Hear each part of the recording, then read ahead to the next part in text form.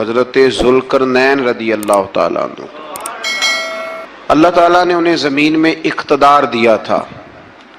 4 لوگ دنیا میں ایسے ہو چکے ہیں جنہیں اللہ تبارک و تعالیٰ نے پوری دنیا میں اقتدار دیا، ایک وقت میں پوری دنیا کا ایک ہی بادشاہ۔ 2 مسلمان تھے، 2 کافر۔ مسلمانوں میں حضرت سلیمان علیہ السلام اور جناب ذوالقرنین علیہ السلام، اور کافروں میں بخت نصر اور نمرود۔ یہ 2 لوگ ہیں جنہیں اللہ نے پوری دنیا میں اقتدار دیا، اور پھر اس کے بعد آنے والے وقت میں اللہ تعالیٰ امام مہدی کو سارا اقتدار عطا فرمائے گا پوری دنیا کا۔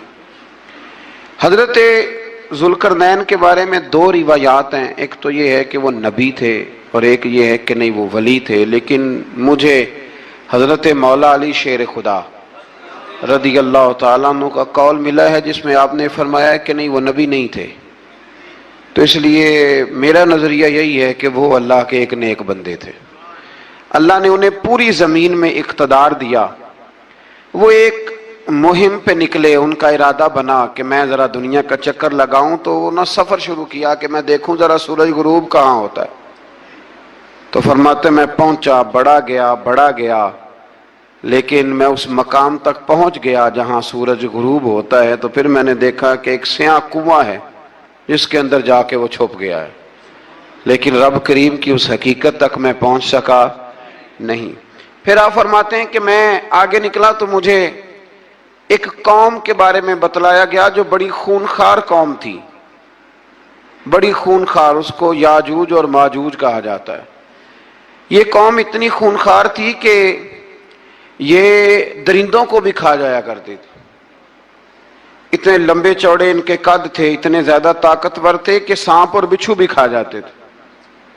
یہ نکلا کرتے تھے سبزے کے دنوں میں تو ساری کھیتیاں اجاڑ جاتے تھے، ہر چیز تباہ کر جاتے تھے، حتیٰ کہ انسانوں تک کو کھا جاتے تھے۔ تو حضرت ذوالقرنین جب وہاں پہنچے، اللہ تبارک و تعالیٰ نے انہیں ان مظلوم لوگوں کا مددگار بنایا جن پر یاجوج اور ماجوج کی قوم ظلم کرتی تھی۔ انہوں نے آپ سے کہا کہ حضور مہربانی فرمائیں، اس قوم سے تو ہماری جان چھڑائیں۔ آپ نے فرمایا تم میری مدد کرو۔ انہوں نے کہا حضور کس طرح؟ فرمایا بس جسمانی طور پر میری مدد کرو۔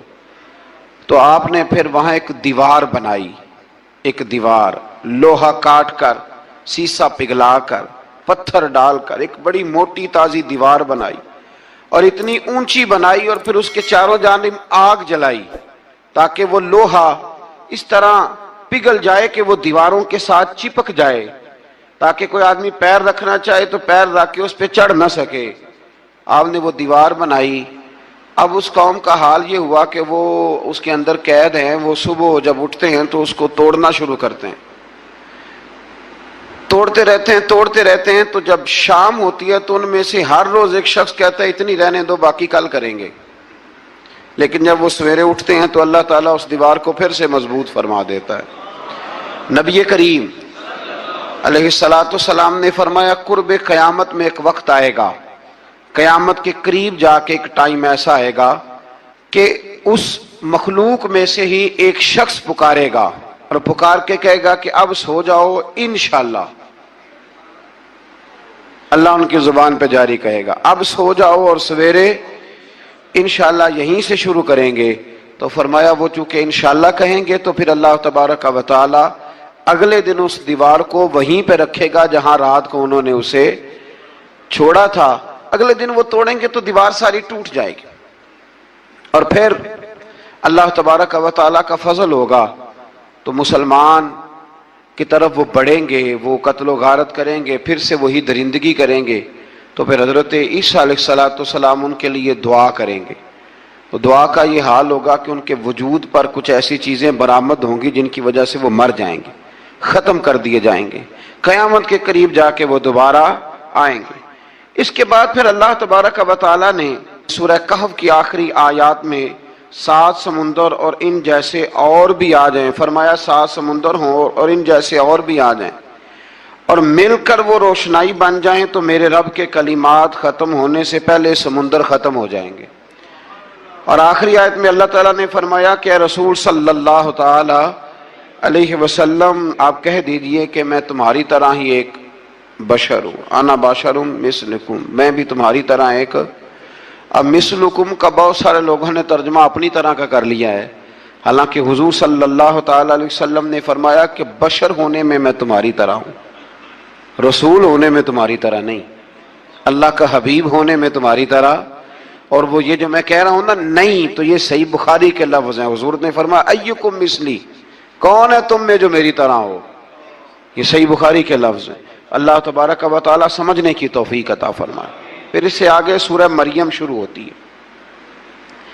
इस सूरत में अल्लाह तबारक व तआला ने हजरत ज़करिया अलैहिस्सलाम का जिक्र फरमाया है कि वो लावलद थे और बुढ़ापे की उम्र को पहुंच चुके थे। उन्होंने अल्लाह ताला से औलाद की दुआ की जो इनका और आले याकूब का वारिस हो, तो अल्लाह ताला ने उन्हें बेटे की बिशारत अता फरमाई जिसका नाम उन्होंने याहया रखा, बल्कि ये नाम उन्होंने पहले से रख लिया था। ये याहया नाम उन्होंने पहले से रख लिया था। मुझे अब लोग किस सेंस में मसला पूछते हैं ये नहीं मुझे बता, लेकिन मुझसे एक दोस्त ने कुछ दिन पहले पूछा कि पैदाइश से पहले बच्चे का नाम रखना जायज़ है, तो मैंने उन्हें कहा कि हाँ, आप सूरह मरियम पढ़ेंगे तो आपको अंदाज़ा होगा कि हज़रत ज़करिया ने बेटे का नाम पहले ही रख दिया था, क्योंकि उन्हें यकीन कामिल था कि रब करीम मुझे बेटा ही अता फरमाएगा। तो हज़रत याहया अलैहिस्सलाम को अल्लाह ताला ने बचपन में ही नबुव्वत अता की और किताब दी। इनके औसाफ ये बयान किए कि वो पाकीज़ा और मुत्तकी थे, माँ बाप के साथ नेकी करने वाले थे और सरकश नहीं थे। इन पर सलाम हो जब वो पैदा हुए, और इन पर सलाम हो जब उनकी वफात हुई, और क़यामत के दिन जब उन्हें उठाया जाएगा। इससे मालूम हुआ कि नबी करीम अलैहिस्सलाम पर या किसी भी नबी पर सलाम भेजना और उस दिन पर सलाम भेजना जिस दिन अल्लाह ताला ने उन्हें पैदा फरमाया है, ये कुरान मजीद से साबित है। यानी आप ये कह सकते हैं कि जिस सुहानी घड़ी चमका तैबा का चांद, उस दिल अफरोज साथ पे, दिल अफरोज साथ पे, तो ये ऐने कुरान मजीद है कि जिस दिन वो पैदा हुए उस दिन उन पर सलाम। अल्लाह ताला समझने की तौफीक अता फरमाए। फिर इससे आगे चलकर हजरत मरियम सलामुल्लाह अलैहा का जिक्र है कि उनके पास फरिश्ता आया। हम तीसरे पारे में भी उनका जिक्र पढ़ आए, फिर एक आध और जगह पे भी इशारतन किनायतन उनका तज़किर आया कि उनके पास फरिश्ता इंसानी शक्ल में आया, और फरिश्ते ने आके कहा कि मैं आपको बेटे की बिशारत देने आया हूँ। कहने लगी मेरे पास कैसे बेटा आएगा, मुझे तो किसी मर्द ने छुआ ही नहीं। तो फरमाया रब ऐसे ही करता है जब वो किसी काम का इरादा फरमा लेता है। तो हजरत मरियम के यहाँ अल्लाह तबारक व तआला ने हजरत ईसा अलैहिस्सलाम की विलादत फरमाई।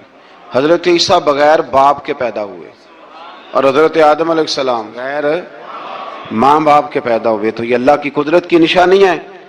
अब हजरत ईसा अलैहिस्सलाम की जब विलादत हुई तो ये आपका मुजज़ा और हजरत मरियम की करामत सामने आई कि आप एक खुश्क खजूर के नीचे बैठी तो अल्लाह ताला ने उसे सरसब्ज़ व शादाब कर दिया, और आप उसको हिलाती थी तो वो खजूरें गिरती थी। बड़ी परेशान थी आपके कौम के सामने, क्या मुंह लेके जाऊंगी, लोग क्या कहेंगे। लोगों के लिए इल्ज़ाम लगाना, प्रोपेगेंडा करना बड़ा ही आसान काम है। दो ही तो काम दुनिया में आसान है, एक बदगुमानी करना और एक ग़ीबत करना।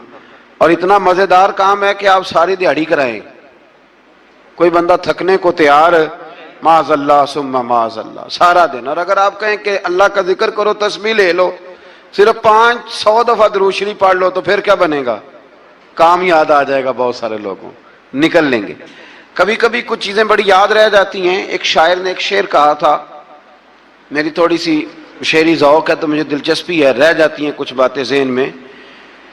एक दफा हमारे एक दोस्त के बारे में कुछ प्रोपेगेंडा होने लगा, तो मैंने उन्हें एक शेर लिख के भेजा, मुझे याद था। मैंने एक शेर लिखा, किसी शायर ने कहा था कि मखलूक तो फनकार है इस दर्जा के पल भर में, संगे दरे काबा से भी असनाम तराशे।